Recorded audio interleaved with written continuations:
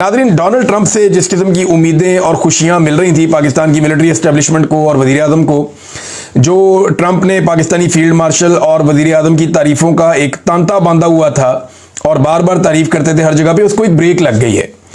और गुज़िश्ता चंद जो Donald Trump की जानिब से चीज़ें आई हैं उनमें फील्ड मार्शल और वज़ीर आज़म पाकिस्तान का नाम नहीं है। उन्होंने बाकियों का नाम भी लिया किसी जगह पे, लेकिन इनका जिस तरीके से शद और मद के साथ तस्करा किया जाता था वो तस्करा अब नहीं हो रहा।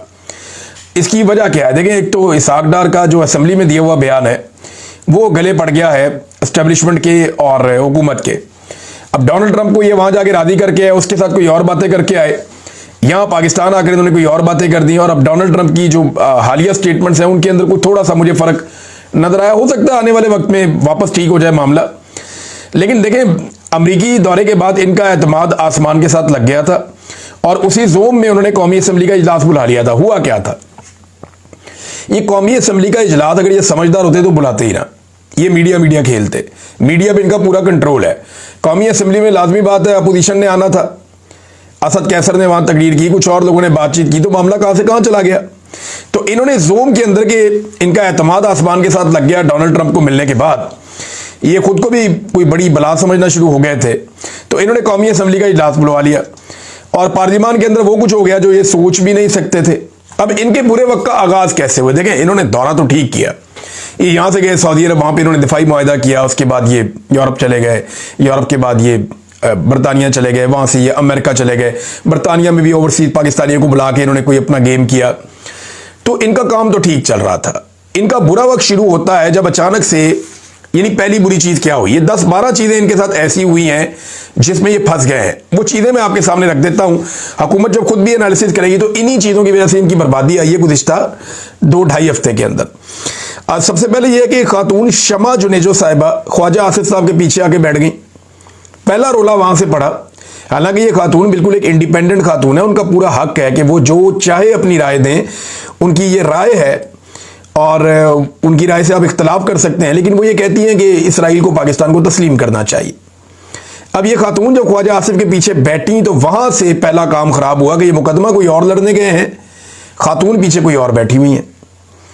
दूसरा, 2 वफाकी वुज़रा आपस में लड़ पड़े अमेरिका में, क्योंकि एक को लगता था कि मेरी बदनामी के पीछे दूसरा शामिल है और दूसरे को लगता था मेरे पे गलत इल्जाम लगा रहा है। तो उनकी जो झगड़ा रिपोर्ट हुआ, खासतौर पे उसे शहजाद अकबर साहब ने खबर ब्रेक की थी और अमेरिका से हमारे 1-2 दोस्त हैं उन्होंने ब्रेक की थी। तो ये 2 वफाकी वुज़रा का जो झगड़ा हुआ अमेरिका में, ये दूसरा प्रॉब्लम हो गया इनके लिए। तीसरा ये हुआ कि ख्वाजा आसिफ का मेहदी हसन को इंटरव्यू, ये इंटरव्यू उन्हें बड़ा महंगा पड़ गया। वो हलवा समझ के गए थे, मेहदी हसन ने उनको 2 ऐसे जो उन्होंने धोबी पटके लगाए हैं ख्वाजा आसिफ को समझ ही कुछ नहीं आ रही थी। वो बौंतरे हुए थे, ऐसा लग रहा था कोई आदमी पानी में डूब रहा है और गोते खा रहा है। ख्वाजा आसिफ को होश आती थी तो अगला सवाल उनके सामने पड़ा होता था और वो फिर शक्ल देखते रहते थे, गुमसुम हो गए थे। बेड़े ही गड़क कर दिया पकड़ के ख्वाजा आसिफ का मेहदी हसन ने। तो ये इंटरव्यू इन्हें बहुत महंगा पड़ा। फिर चौथा ये हुआ कि ट्रंप के मुआहदे के नुकात सामने आना शुरू हो गए बाद में, जब ये उनके साथ मिल मिला के आ गए। अब मुआहदे के नुकात जब सामने आना शुरू हो गए तो पाकिस्तान में रोला बढ़ गया। लेकिन शहबाज शरीफ साहब ने बगैर उन नुकात को पढ़े, ट्रंप ने जो चीजें तय कर दी थी इसराइल के साथ, उनको बगैर पढ़े उन पर लब्बैक कह दिया और ट्रंप की खुशामद शुरू कर दी। ये 5वीं चीज इनके लिए ये गलत साबित हुई। छठा ये हुआ कि ट्रंप ने खुलकर सारे हकायक बताना शुरू कर दिए। बाद में ये भी बता दिया कि ये पहले दिन से मेरे साथ खड़े हैं, ये भी बता दिया कि दस्तखत भी हो चुके हैं। अब ये इनके लिए बड़ा प्रॉब्लमेटिक था। ट्रंप ने तो इनको दीवार के साथ लगा दिया। अब वजारत खारजा, वजारत दिफा, वजारत कानून और दीगर तमाम ने शमा जुनेजो साहिबा को डिसोन कर दिया। ये भी इसी बीच में हो गया।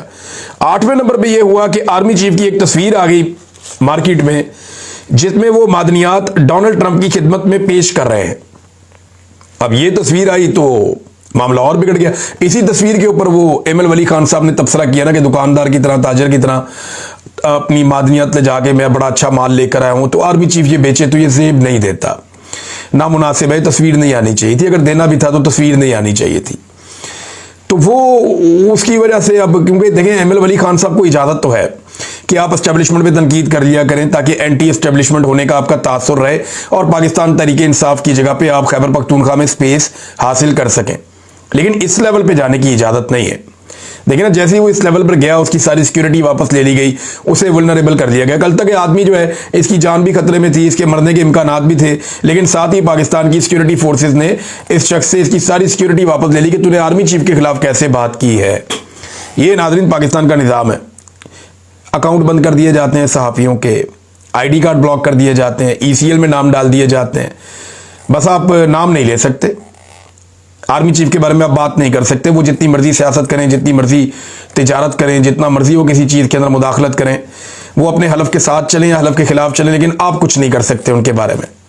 ये है पाकिस्तान की डेमोक्रेसी। ये अभी भुगत रहे हैं एमएल वली खान साहब, हल्का फुल्का थोड़ा सा इनको सबक देंगे, बाजू में रोड़ेंगे, ये ट्रैक पे आ जाएंगे, फिर इनको वापस ले आएंगे।